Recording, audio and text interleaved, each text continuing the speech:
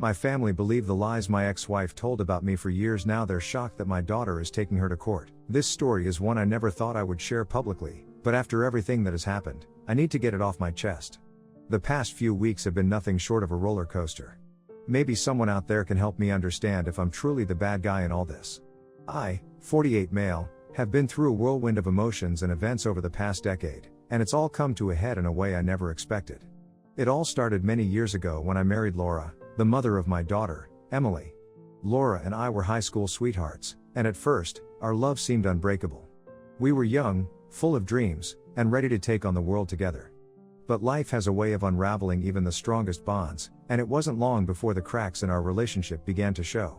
Laura came from a well-off family, accustomed to a life of luxury, while I grew up in a more modest household. Despite our differences, I loved her deeply and tried my best to provide for her in the way she was used to. But no matter how hard I tried, it was never enough. The pressures of trying to keep up with Laura's expectations weighed heavily on me, and our marriage began to suffer. Our relationship became increasingly strained, and the arguments became more frequent. I noticed that Laura seemed distant, as if her mind was elsewhere. I tried to reach out, to understand what was wrong, but she always brushed me off, claiming that everything was fine. It was only later, during the divorce proceedings, that I learned the heartbreaking truth. Laura had been unfaithful to me multiple times throughout our marriage. The realization hit me like a ton of bricks. All those nights I spent working late to provide for our family, all the sacrifices I made to keep our marriage afloat, and she had been betraying me all along. Despite the pain and betrayal, my top priority was our daughter, Emily. She was just 11 years old at the time, and I wanted to do everything in my power to be there for her. But that hope also shattered during the divorce settlement. Laura was determined to paint me as the villain in our story. She accused me of being emotionally distant and neglectful, and even hinted at potential abuse, none of which was true. But Laura was convincing, and she managed to turn my own family against me, including my parents and siblings. They all bought into her story, believing that I must have done something terrible to drive her to infidelity. It felt like I was stranded on an island with no one willing to hear me out. The court battle was brutal, and despite my best efforts, the judge sided with Laura. She was awarded full custody of Emily, and I was granted limited visitation rights. But even those few opportunities to see my daughter were sabotaged by Laura. She would often forget about scheduled visits or claim that Emily was sick or had other plans. I would offer to take Emily to school or help her with projects, but Laura refused to let me play any meaningful role in her life. My family, who had always been close to Emily, sided with Laura and helped her keep my daughter away from me. They were also determined to erase me from Emily's life, and I was powerless to stop it. The years that followed were some of the most painful of my life. I tried to maintain a relationship with Emily, but it became increasingly difficult. Phone calls went unanswered, letters were returned unopened, and my attempts to see her were met with hostility from Laura and my family. It started subtly at first. Emily would be hesitant to visit me, preferring to stay with her mom, and while it hurt, I tried to understand. After all, kids often prefer one parent over the other, right? But soon, it became clear that something more malicious was at play. Emily would come to our visits with a list of grievances, things I supposedly did or said that painted me as the bad guy. I was confused because none of it was true. When I tried to talk to Laura about it, she would dismiss my concerns or twist the conversation to make it seem like I was just being paranoid or overreacting. Over the years, I tried to maintain a relationship with Emily, but it became increasingly difficult. Phone calls went unanswered, letters were returned unopened, and my attempts to see her were met with hostility from Laura and my family. Let's just say that they all seemed determined to erase me from Emily's life. The worst part came when Emily was around 13. She told me outright that she didn't want to see me anymore. She said it so coldly as if I meant nothing to her. I was devastated.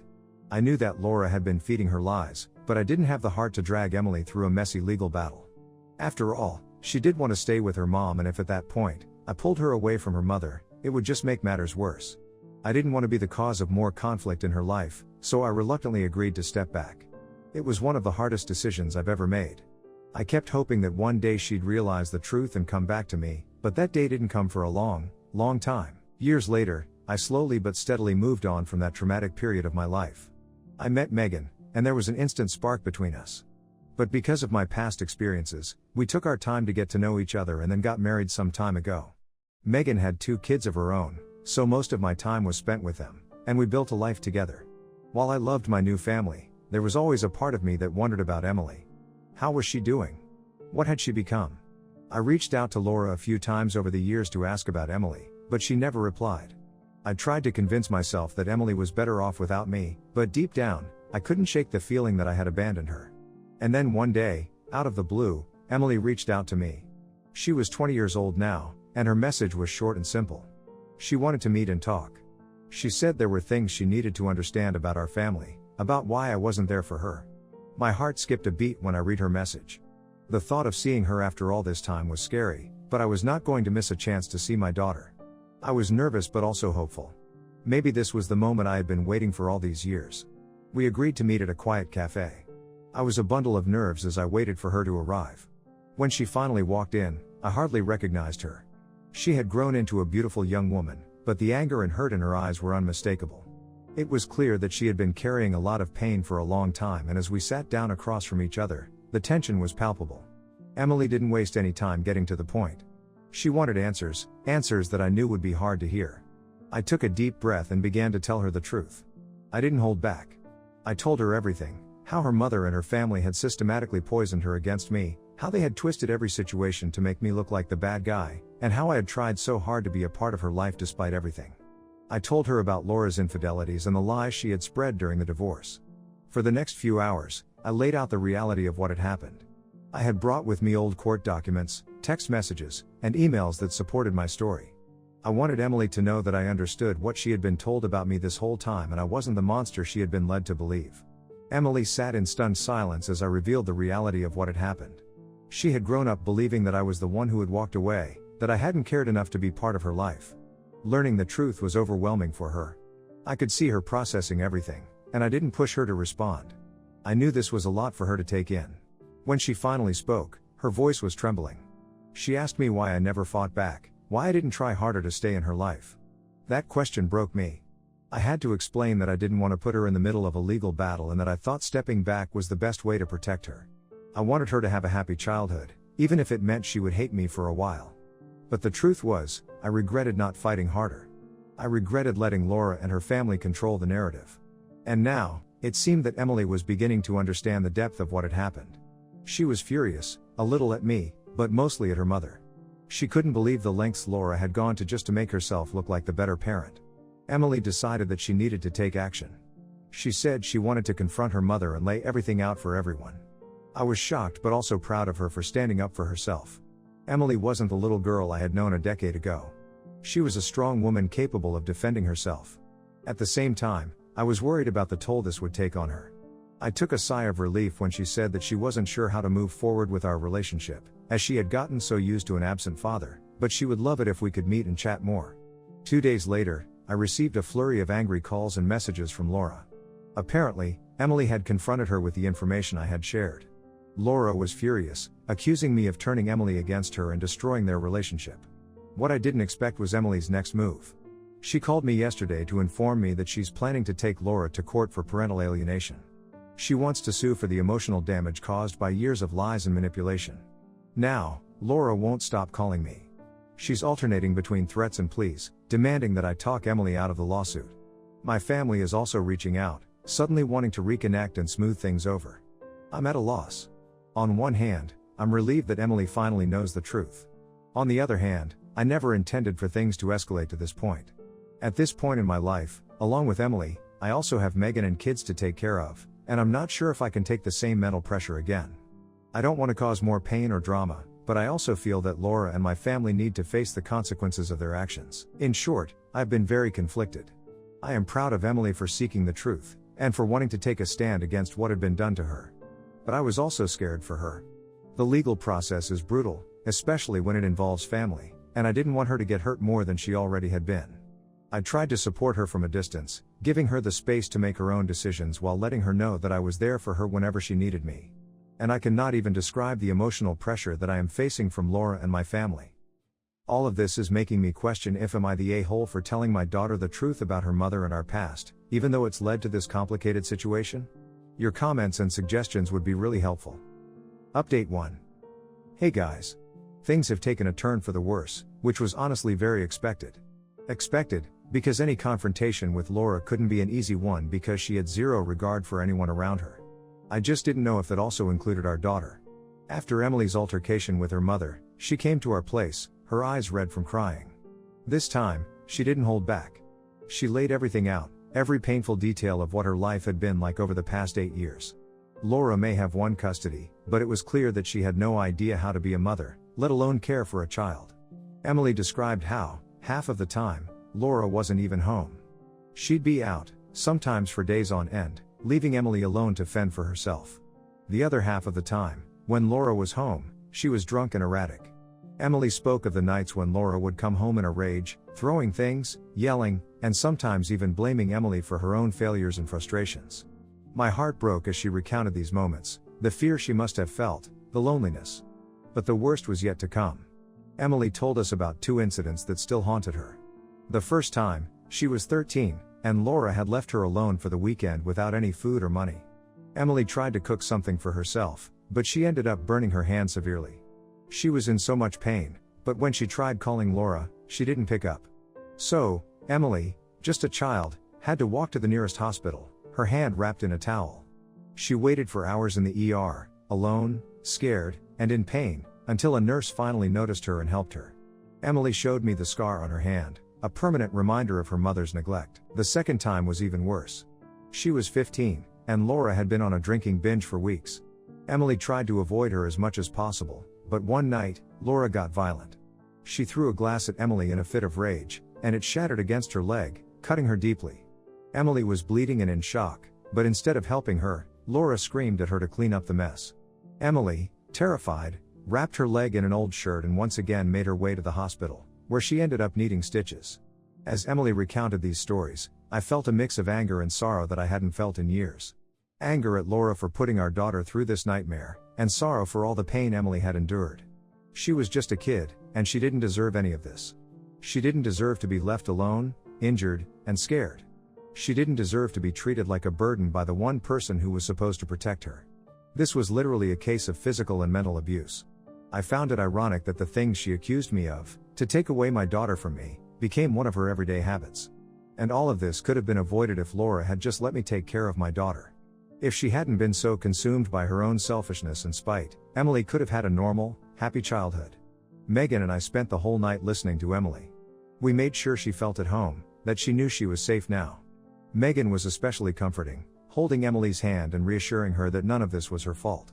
I could see how much it meant to Emily, to have someone to comfort her, to tell her that she was loved and that she mattered. Then, in a moment that was both heartbreaking and bittersweet, Emily apologized to me. She didn't need to, she had nothing to apologize for, but she did. She said she was sorry for believing all the lies her mother had told her, for pushing me away, for not seeing the truth sooner. Her voice cracked as she told me that she had missed me so much all these years, that she had often wondered what life would have been like if she had lived with me instead. I told her how much I had missed her too, how I had never stopped thinking about her, never stopped loving her. And she did not need to apologize to me about anything, because she was just a victim in Laura's games. It was a bittersweet moment because while it was painful to hear her apologies, it also meant that we were finally reconnecting after all these years of being apart. This was also a realization for me that I was done playing safe and avoiding family drama. My daughter's well-being was at stake here and I was going to get the apology and reparation that she deserved, even if that meant getting into a legal battle with my ex-wife. The next morning, after a long night of talking and comforting, Emily and I cooked up a plan. We were going to confront my family about everything, every lie, every act of neglect, everything that Emily had been put through. I was done with them pretending like they were the perfect family while they had enabled Laura to destroy Emily's childhood. We had the proof we needed, the hospital records, the text messages, and even some old voicemails from Laura that Emily had saved. It was time to expose the truth, to let them know exactly what their complicity had cost. I could see that Emily was nervous, but there was also a resolve in her eyes that I hadn't seen before. She was ready to face them, to stand up for herself, and I was going to be right there beside her. We were finally going to get the justice we both deserved, and I knew that no matter what happened, we would face it together. Whatever happens, you guys will be the first to know. Thank you for understanding my situation and sending helpful comments. Means a lot. I'll be back with updates, cause this is definitely not the end. Update 2. Hello people, hope you all are doing great. Remember about the family confrontation that Emily and I had planned? Well, that happened, and it was definitely eventful. My daughter and I decided to pay a surprise visit, and the moment we walked through the door, I could see the surprise on their faces. It was as if they couldn't quite process the sight of us together, united, after all these years. They had never expected this, never anticipated that the years of distance, manipulation, and lies could be undone so swiftly. But here we were, standing side by side, ready to confront them. The initial shock wore off quickly, and they scrambled to put on their usual facade of concern. My mother was the first to speak, her voice dripping with false worry as she asked Emily if I had hurt her or done something to upset her. The insinuation stung, not because I cared what they thought of me, but because it showed just how deeply they had bought into Laura's narrative. To think that I would harm my own daughter, it was a sickening thought, but one they seemed to hold without question. They were quick to believe the worst of me, perhaps because it made it easier for them to justify their own actions. But I wasn't Laura, and Emily was no longer the scared, confused child they once knew. Before I could respond, Emily stepped forward. Her voice was steady, filled with a quiet strength that made me proud. She told them to drop the act, to stop pretending that they cared when they had done nothing to help her over the years. There was no hesitation, no wavering in her words. She called them out for their apathy, for standing by while Laura neglected and hurt her, and for being complicit in the destruction of her childhood. I watched as my parents and siblings tried to mask their discomfort. Their expressions shifted from feigned concern to something closer to annoyance. They didn't like being confronted, especially not by Emily, who they still saw as a child, someone who should be grateful for whatever scraps of attention they had thrown her way. But Emily wasn't a child anymore, and she wasn't interested in their hollow apologies or excuses. I saw some comments asking how did Laura set my own family against me so easily? Well, our relationship had always been complicated, tangled in years of unresolved issues and buried resentment. My siblings and I had never been close. There was always a sense of competition, of one-upmanship, that poisoned any chance of a genuine bond. My parents, instead of fostering unity, had taken sides, aligning themselves with whichever child was most useful to them at the time. When Laura had come to them with the idea of divorcing me, they saw it as an opportunity, a way to channel their lingering resentment towards me. They hadn't cared about the impact it would have on Emily or me, they were more interested in settling old scores, in seeing me brought down a peg. As Emily laid out everything that had happened, how Laura had abandoned her, how she had suffered injuries and trauma while they turned a blind eye, I could see the discomfort growing on their faces. They weren't used to being challenged like this, especially not by someone they had underestimated for so long. And it wasn't just the words that stung, it was the fact that Emily was holding them accountable, refusing to let them off the hook with their usual platitudes. Of course, we didn't reveal everything we had. There was no need to show all our cards at once. We had hospital records, text messages, and other evidence that could easily tear apart their carefully constructed narrative. But for now, we kept most of it close, only revealing enough to make it clear that we were serious, that this wasn't just some emotional outburst. This was a warning, a declaration that we were done playing by their rules, and things were about to get a whole lot more serious. We left the house without waiting for any response. There was nothing they could say that would change anything, nothing that would undo the years of pain and neglect they had allowed to happen. As we walked away, Emily delivered one final message. She told them to pass it on to Laura, to let her know that we were coming with a very hefty case and that she better be ready for it. The silence that followed us as we left was deafening, but it was a silence filled with unspoken words, with the weight of what was to come. Emily and I had drawn our line in the sand, and there was no turning back. The family had always thrived on division, on keeping us isolated and at odds with each other, but now, with Emily and me standing together, they were the ones who were going to have to face the consequences. All of you have given me some of the best advice and know that I'm constantly going through each and every comment. Your support means a lot. Update 3. Hello, I want to thank everyone who has followed this story and offered support and advice. The past few days have been some of the most challenging of my life, but I think we're finally seeing a way forward. So buckle up for a lengthy one. After the incident at my family's place, I immediately contacted one of our lawyers. I wasn't about to let Laura get away with everything she had done, not just to me but to Emily as well. But when I brought up the idea of pursuing legal action, Emily surprised me. She didn't want to move forward with any legalities. It wasn't that she didn't care or that she was forgiving her mother, far from it. Emily had just been through so much, and she had other priorities now. Her academic life was thriving, and she had big plans for her future. She couldn't afford to put that on hold to sue her mom and fight a court case. As her dad, I was so proud of her. After everything she had endured, she was still such a smart, resilient young woman with great career prospects ahead of her. But I also couldn't help but feel conflicted. A part of me wanted Laura to suffer for her actions, to face the consequences of the pain she had caused. It was one thing to mess up my life, but to harm Emily, to rob her of a normal, happy childhood, that was something I found unforgivable. However, I respected Emily's wishes. Unlike at her mom's, her opinion mattered here, and that was something I would always keep in mind when making decisions. As we were navigating through all of this, something else also happened. A day or two later, one of Laura's neighbors showed up at our doorstep with an envelope. The neighbor explained that Laura was leaving town for a while and had asked her to deliver the envelope to us. I wasn't sure what to expect, but I took the envelope and thanked the neighbor. Inside the envelope was a letter from Laura. It was long, filled with apologies and explanations, attempts to justify her actions. She wrote about how she became very alone after I left, how she lost her job, and how things spiraled downhill from there.